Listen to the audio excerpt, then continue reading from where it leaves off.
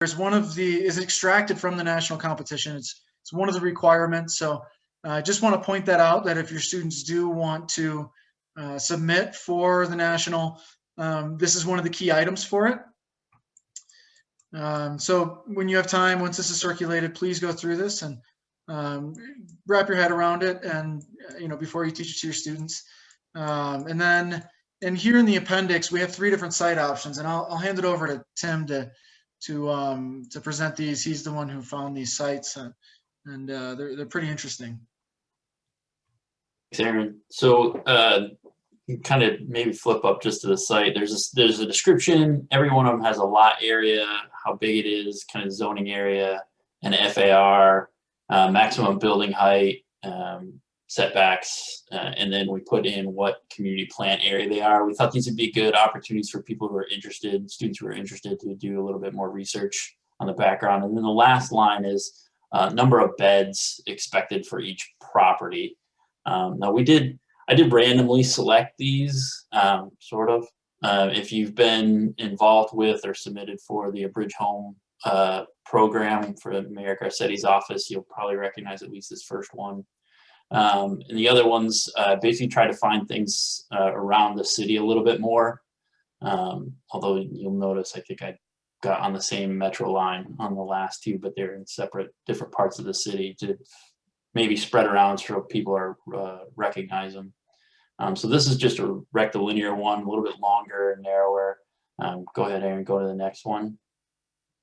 This one, triangular in nature, a little bit different, a little bit bigger, also adjacent to a busier road, so something for students to think about. And just keep in mind that each one of these, they should pick one, obviously, and focus on it.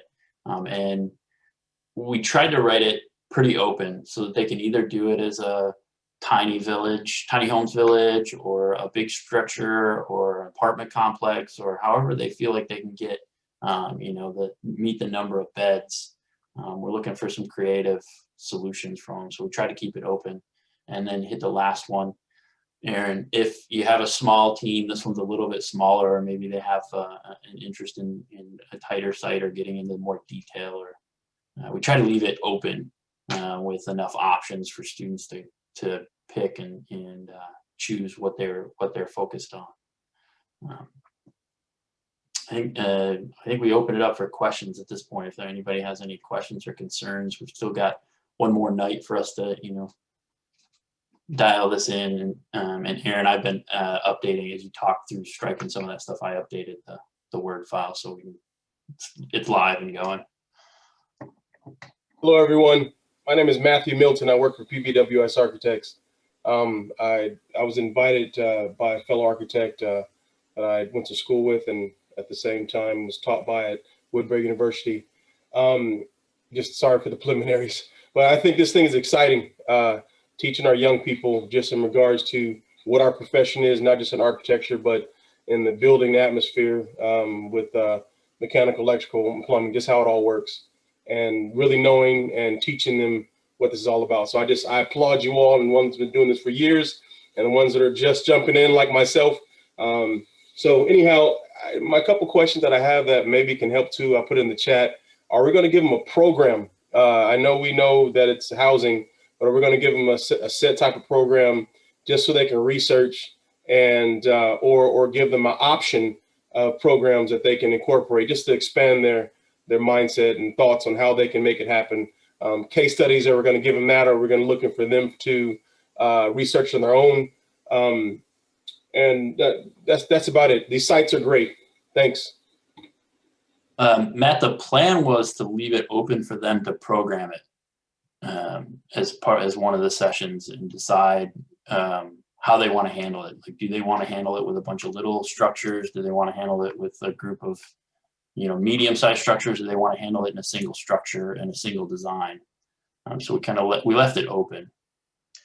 And to build on what Tim is saying, Matt, one of the key metrics here is the bed count.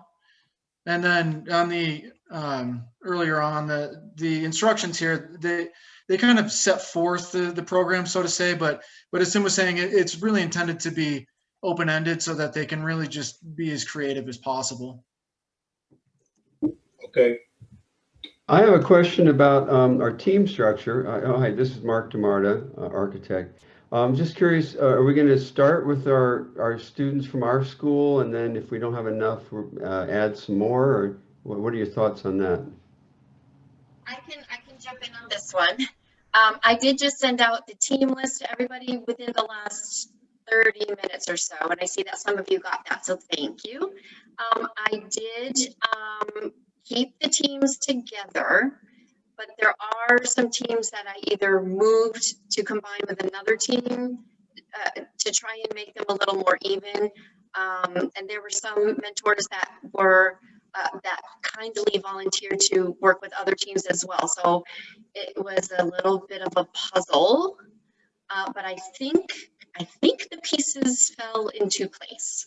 So you should have the team list in your inbox, and I realized I sent it as a PDF, but I will send it out to all of you as an Excel as well, so you can sort by team name and be able to work with it a little easier. And will the Excel have mentor versus student? I will As a send category? you. I will send you the secret copy. Yes, the one I sent out was just pretty stripped down to just name and team name. But yeah, I will send you the list that has mentor, student, teacher, yeah, and email addresses too.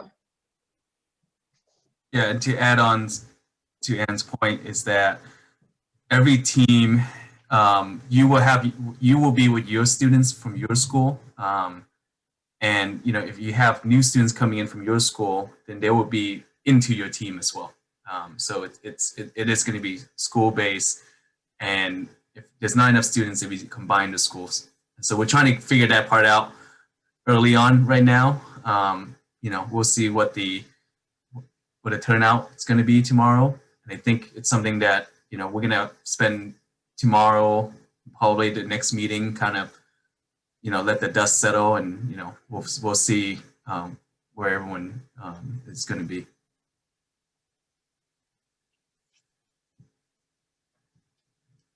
What's the age group? Is this going to be seniors? I know that you have seniors and you have down to freshmen, but majority just throughout the years that you all have been doing this, has it been majority the underclassmen, upperclassmen, a mixed bunch?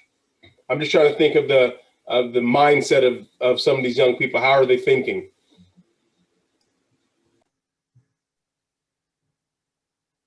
I think for most teams, it is from our program is open for freshmen to seniors of high schools students.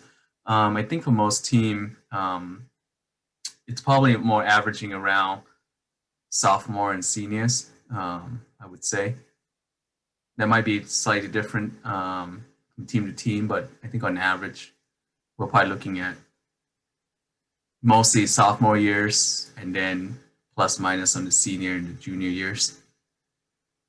Okay, I apologize. I think I said young gentlemen. I meant to say, forgive me, young ladies and gentlemen.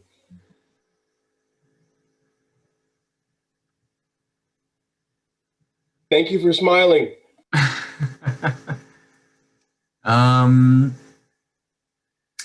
I think let me take this time as well to give you guys a walkthrough. I had it on my list and I forgot to do it.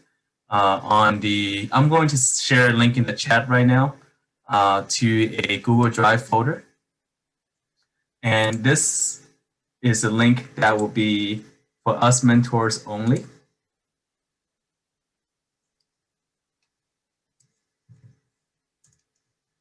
I'm going to share my screen as well.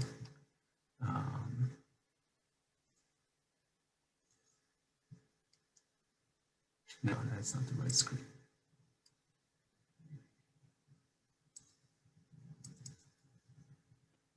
Okay. So the link I sent to everyone is just the mentors only.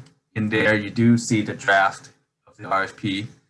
But as Tim said, we're working it all the way till tomorrow. So this will be updated again. And there's a presentation that I just sent out. I just gave just now. It's here. I also added the national competition RFP as well. And then what I want to walk through here is So there's the attendance sheet right now. Right now, it's a generic team 1 through team 10. As we find out tomorrow, I think what will end up happening is, all of us will start settling into, pick a team number, rename it to your team, and that will be your attendance sheets moving forward. It's basically a kind of like a standardized school attendance sheet where you can have your student's name, right? You could list if you're a student, mentor, or team leader. We added all the dates, the official ACE dates that you could list in, right? Just if they're P for present, L for late, it's standard. You could just use present or not present. I added also additional meetings. So, these are all editable. So for your own team, if you decide to have additional sessions, you could also keep track of it. If ACE has additional sessions, we could also add it in there. It's a Google Drive file, so it's a live document. But again, it's only shared to us mentor, mostly for attendance and students' name reasons. So that's the attendance sheet.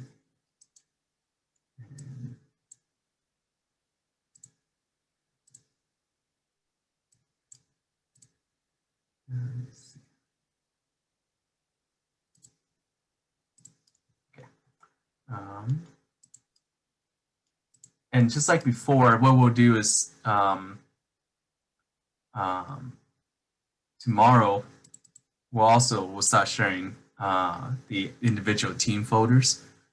Similarly, you could use it. This is just a general Spring ACE account that I've made. So you should have enough storage for whatever you decide to put, or if you want to use your own, if your team has your own thing going on already, that's fine. It's here, just like in the fall session, we already created a starting Jamboard for all the teams that you can use. It's an infinite amount of pages, so you could keep adding on. So the idea is that, mechanically speaking, the idea is that in this session, perhaps, everyone's working on a Jamboard, right? And then throwing ideas, jotting in notes, adding images, whatever it is, right? And you could use this. The way I think about it is I just treat it as tracing paper, right? This is a ongoing tracing paper for the rest of the semester that you could have a record of. And, you could do different versions of it and draw different things. Lastly, I think, that's something there. If at some point, I'll share this mentors and students probably to the students, so that they always have access about this folder, would just be a more open folder for the students, so that they get the RFP at all times. It'll be more general information,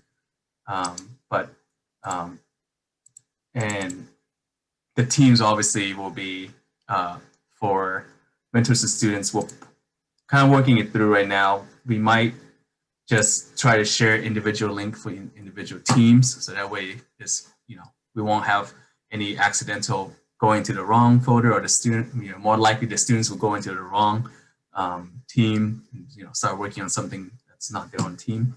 So anyway, so all that stuff is be on the lookout for tomorrow. And really tomorrow is, a lot of it is just establishing, all these mechanics with the students about how we're going to do it, how we're going to go about it.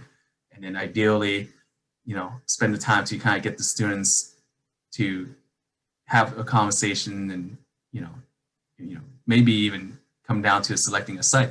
And then, it's one thing to keep in mind as well, that if your team is just doing the ACE official sessions, right, we're only really going to have at best an hour and a half, I think, right, for each session, just for the actual work session. So the time constraint, let alone doing it virtually, that might kind of, for every team will be different how we're going to work around that.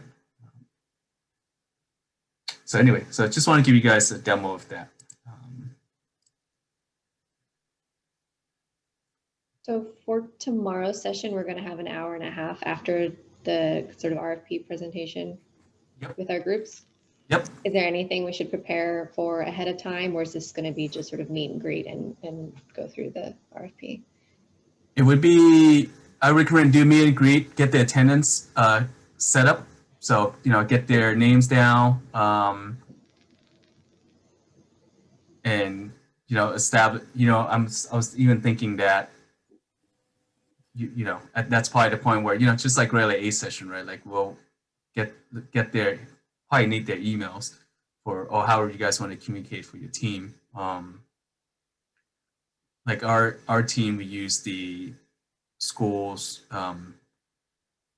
or the school friendly Remind app, right? It's another communications texting app that the students use at school. So anyway, so it's going to be sending a lot of those kind of like ground rules and, figuring all that stuff out. I would say is the goal for tomorrow. And then whether it's part of kind of like homework or, or if you have really motivated students, maybe get that site pick at least so that they all could try to do a little research between tomorrow's meeting and the following meeting, right? Because the following meeting will be starting with architecture. So we'll start laying out the deliverables for that. And then, and then it'll just keep going from there. I just have a quick question. My experience with the students is they're somewhat overwhelmed with the amount of screen time they already have. And so I was wondering, is there some way tomorrow we can try to emphasize that this isn't about having more screen time and it's about doing something interactive? And how do we sell this? I know from my particular school that, anything that people have to get on the computer more than they're already on the computer isn't very attractive to them. And so what are we going to do to sell this to our students? And how's this going to be different than just doing another project on a computer, right? In front of a screen with other people. I guess I'm just trying to figure out how I can sell it. I know in our particular case, the students haven't responded. When it was in person, we had a lot of students that participated. Now we have, I think we have more mentors than students at this point. And so I'm struggling to try to figure out how I can motivate. If anybody's got ideas here, I'd love to hear them.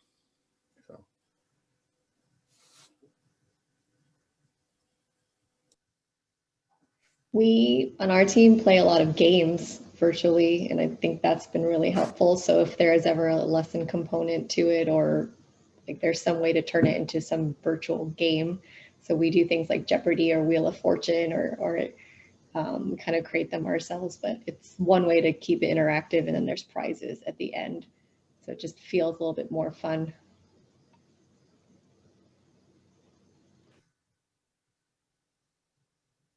I think it kind of has to be on the computer because we can't meet. So at the end of last fall or spring, when we went into the COVID, our team at St. Mary's, we worked online on the SketchUp model. Kind of had fun with it, and we played around and joked and so forth. But interactively kind of built stuff online, and then people reacted to it, and that kind of developed a design solution. It's not as good as being able to have them get there and make stuff, make models physically and all of that. But I think the SketchUp is probably a really strong tool for visualizing online.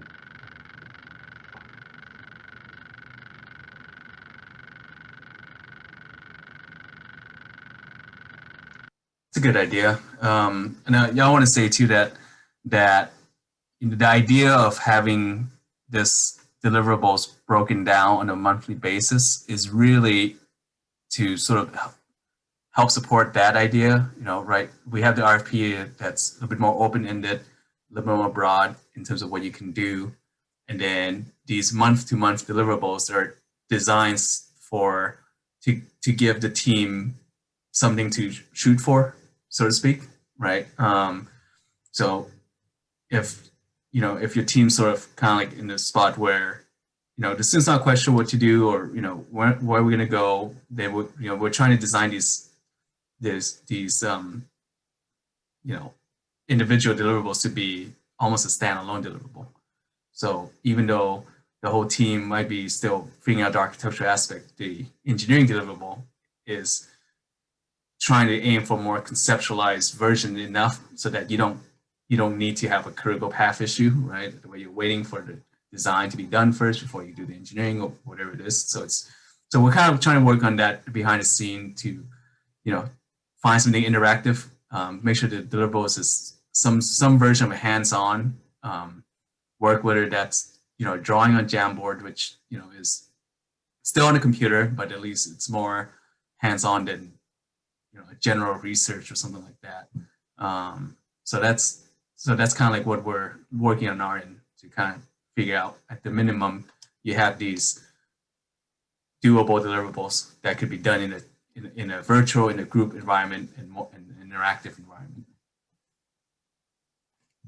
I have a question. Are the students required to work together alone in their own online group through Google, perhaps, and then present it to our time, the time when we all together, or does that not happen? Did that make sense? Do you mean do they work together as a team and then present at the end of the year? No, work as a team and then present during like this is my first time seeing this ACE mentorship, so I'm just trying to figure out how it is being presented here on Zoom and in Google. And so is there some sort of asynchronous group meeting with the students, and then at the time, the 2 days during the month that the group does get together with the mentors, do they have something to show, or is there a progression that they go through, or is it all created in those 2 hours? That's I'm assuming that's not. I'm assuming they do work together, but I'm wondering how has it been done in the past?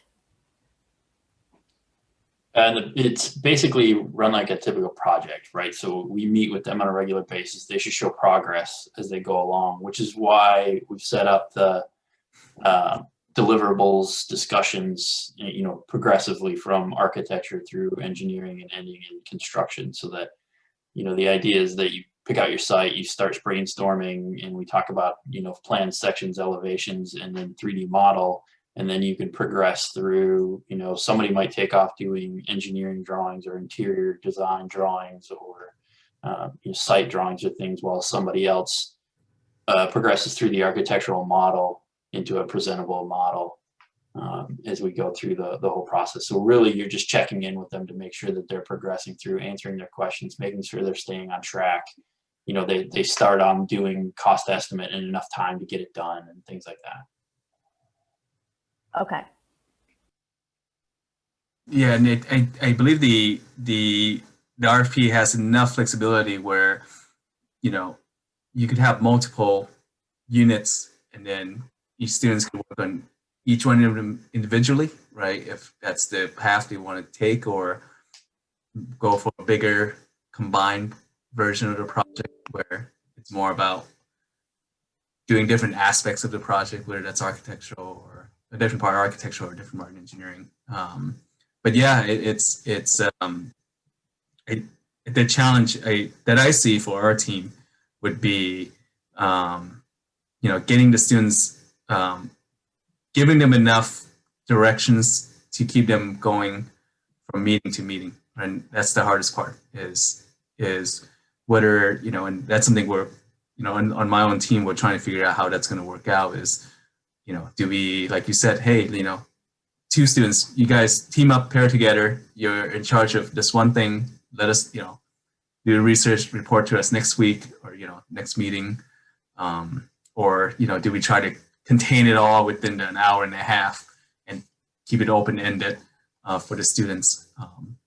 And that's something I think that we're all gonna have to find out how our students are gonna be.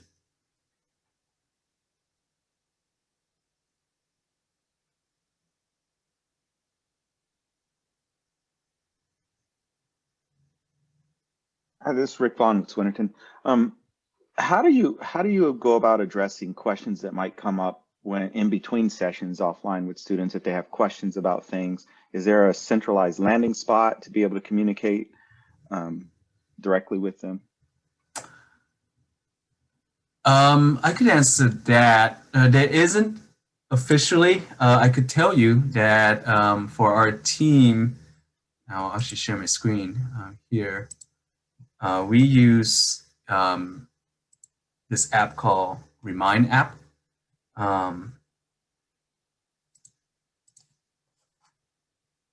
Rick, are you talking about questions within your team or questions for the bigger group?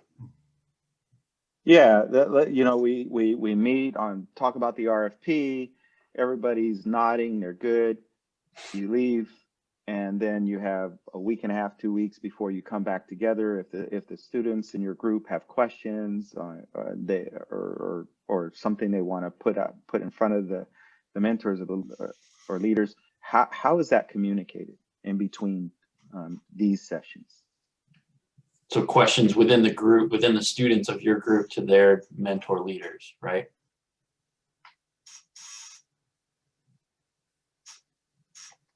Yes, sorry. That's okay. Sorry, I just wanted to make sure you were headed down the right path. No, thanks for checking. I mean, I think this might answer that question because we have the same kind of conversation on our team as well. And the way we've done it, and I think what we'll do for this year is we're gonna use this Remind app, which is basically just a messaging app. So tomorrow, what we'll do is what I'll do is I'll create a new classroom, so to speak, where all the students signs up on that, and it links to they basically download this Remind app, which at least for our schools, the school teachers are also using it already. So it's nothing new for them. And it's just a messaging app. We use it to do announcements, checking in to individual students. Individual students will also, send a text to us and say, oh, I couldn't make it this meeting. So that's how it was in the past. So we're thinking about basically using that as the main line of communications beyond emails. I think even at least speaking for our team, we're probably gonna try to lean more actually on the messaging app as a means of communication over emails. And then leave the email part where it's a more general, big announcements and for the students.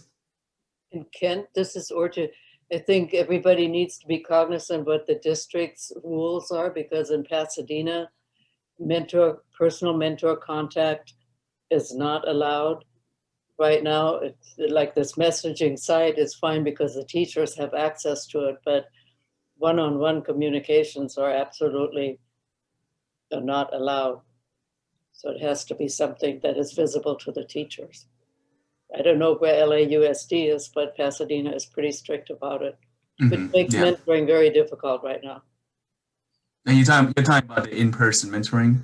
Or you're even online. Online, okay. Yeah. That makes sense.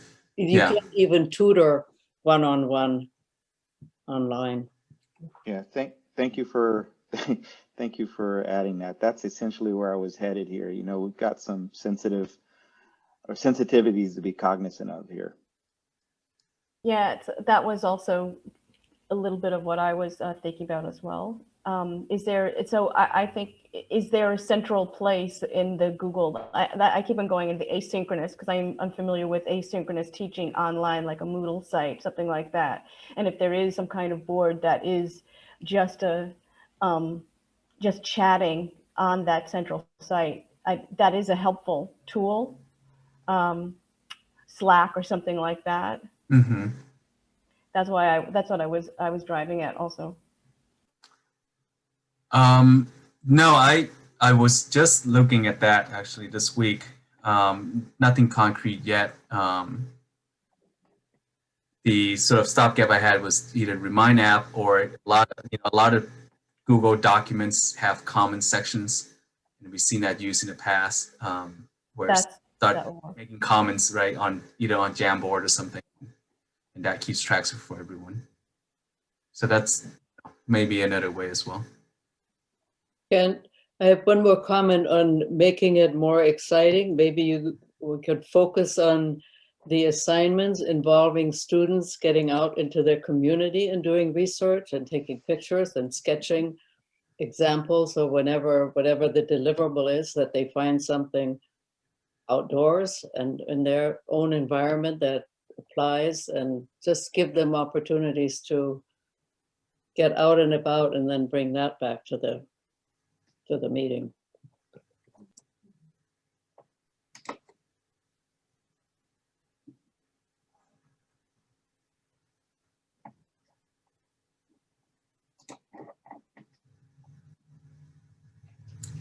Does anyone else have any other questions?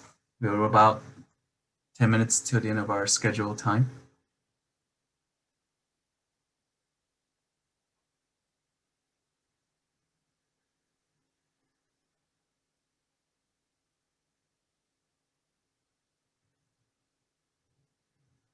I think that silence tells you answered everything, Ken. Good. We all got this then. It's gonna be, again, I'm glad to see 35 of us are on here. It's really good. I'll speak for myself. I'm super nervous about how it's all done. I'm going to join you. To the program, and I'm nervous. It's going to be great. It'll just be a little trial tomorrow, but with all of you with us, we will all get through it. It's going to be awesome. And the end of the year will be like, that was amazing. Right? Yeah, I was going to say, absolutely. Nervous but excited. The A students has year after year have always shown, that they step up and they take lead, and they always surprise us. So. Kent, it'll be exactly like our first year mentoring for some of the veterans, right? When you walked in that door, you're like, how the heck am I going to teach these kids anything? Yeah. And now it's just like, oh, we're just going to roll with it. It's good. Let's go. In fact, that's usually it's the opposite problem, is that the students get too into the weeds of things. We're always like, no, guys, take a step back. Like, there's a limited amount of time. And You got anything else, Ann? I don't have anything except I will end it how I started it, with a huge thank you to all of you. We really appreciate you guys stepping up and helping us get through our spring semester and showing up at the last minute today. Sorry, I had to figure out my whole team thing before I could schedule this. I didn't want to come here empty-handed on my part. So I just thank you all again, and we look forward to tomorrow. And yes, it's going to be great. So thank you.